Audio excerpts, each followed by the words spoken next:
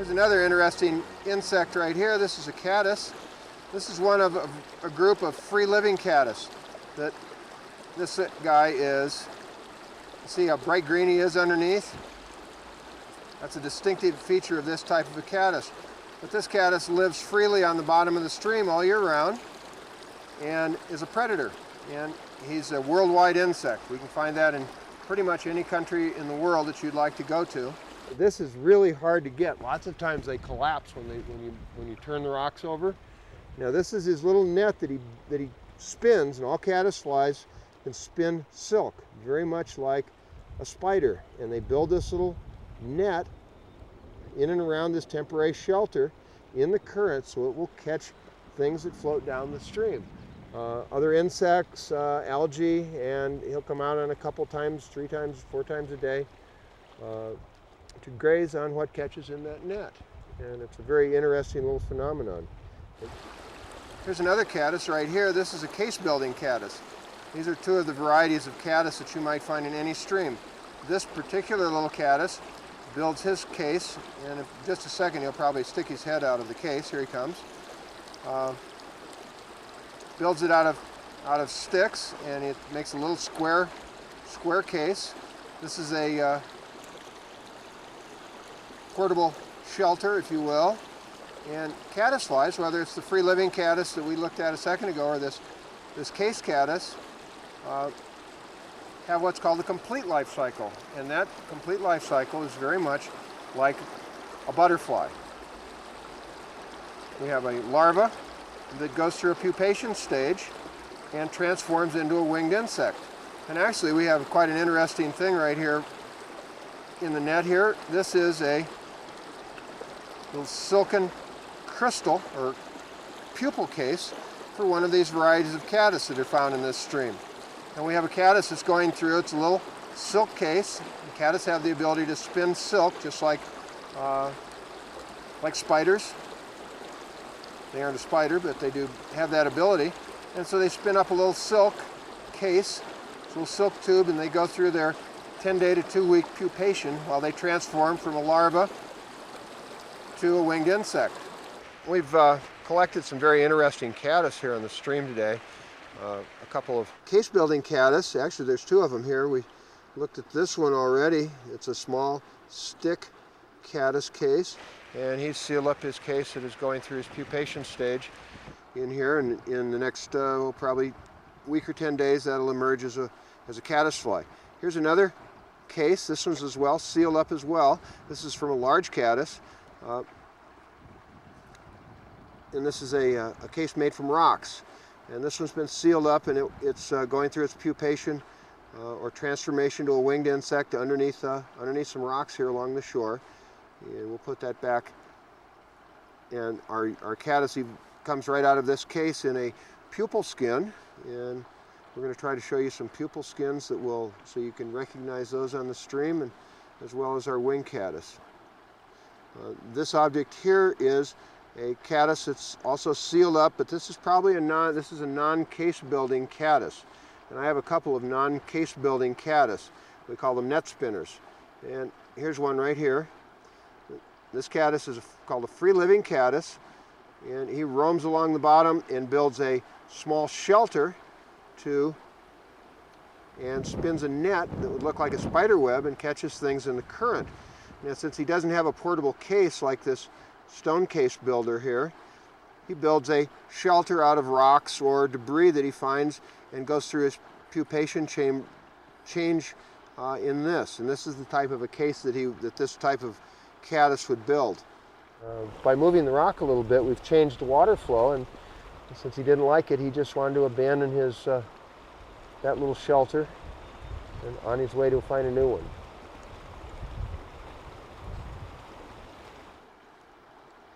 These are all very important caddis. This free-living caddis, like this one right here, is very important to the angler, because as they change locations to put up their nets that they spin to catch food, they wash off the rocks quite frequently, and in many streams they're very, very common.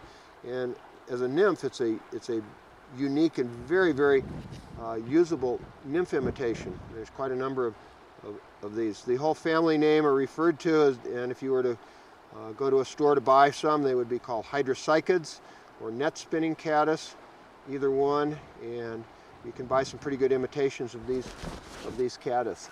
Some cases, some streams, they're a 50-50 mix, and this is where it's, if you aren't familiar with a stream, it can be important that you take a catch net and sample some of the stream bottom, because you may find that a stream will have a predominance of tan-colored free-living caddis, at which point you decide that you would, if you were going to nymph fish, you'd want to fish with a tan nymph as opposed to an olive one. Now I have some of the typical stages of caddisfly that you might find along the stream and aid your fishing by recognizing these different stages. Here's an adult caddis that is typical of the average caddis you might find pretty much anywhere in the U.S. It's probably be imitated by something in the range of a size 14 or 16 fly, and in many cases an elk hair caddis is an excellent type of fly for an imitation of just your typical caddis, and the fish respond to those quite well. It's a very productive fly and a very common insect on most all of our trout streams. But before our caddis gets to the wing stage, we have a couple of other stages, and caddis are very unique in the ways of their living underwater. This is one of the free-living caddis. It's also called a net spinner. Very common in many of our streams. They don't build an official case that they haul along like a little portable house. They move from shelter to shelter, and these are net spinners. They actually, all the caddis are capable of making silk, kind of like a spider, and they spin themselves a little web to catch their food. They're very interesting caddis. But these go through, the caddisflies, all of them go through what is called a complete metamorphosis. They start as a larva like this, and then they go through a growth stage underwater and go about their living, whether it's in or with or without a case, grow to their full size, and then they go through a pupation, and they change from this larva to a winged insect. It's a process very similar to that of a butterfly. Now here we have a very typical and common cased caddis, and I have both the caddis and the larva that lives in it in this little bottle. And this particular little cased caddis builds a square little stick case out of debris they find in the bottom of the stream. They use the case for protection and camouflage from fish. The insect, the larva itself, is very light colored. This one's almost white and would stick out pretty brightly if they didn't have this case to live in. Fish would recognize them quite easily. But this caddis, like the one we just looked at, goes through what's called a complete life cycle. So they usually live for about a year underwater, and in this case, and as they grow, they continue to enlarge the case to fit them as they grow. When they've grown to their full size, they will stick this to a rock and seal it up and go through the pupation stage. The adult caddis, as a pupa, will emerge from this case after about 2 weeks and make a quick journey to the surface where the pupa skin splits and our winged adult caddis flies off. Here we have another fairly common case-type caddis. This is an autumn caddis in the Rocky Mountains. They build a very large case out of stones, and quite a large caddis. This would be imitated by a fly that was, maybe a size 10, quite a large elk hair caddis, maybe a 12, but probably a 10. They build a very characteristic case out of stones. In this case, I don't have the larva in here. He lives inside the case, and during their underwater life, and like the little stick case one I showed you a minute ago, this one continues to add to his case as he grows, and when he reaches his full size, they'll seal this case up, stick it to a rock, and go through the pupation.